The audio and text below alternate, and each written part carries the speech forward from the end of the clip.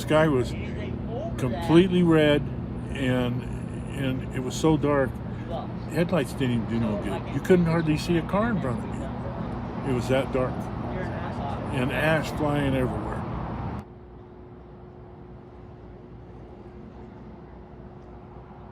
They warned us 3 times, and the third time they said they were going to shut the road if we didn't leave. So that's why we left. Otherwise, I'd still be back there.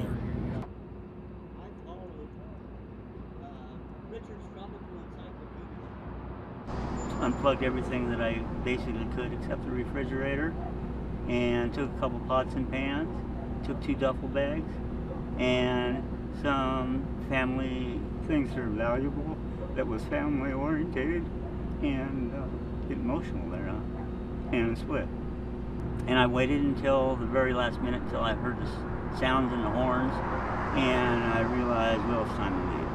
I thought about staying, but then I realized I'd be a jeopardy to the people who are fighting the fire. It'd be foolish to stay.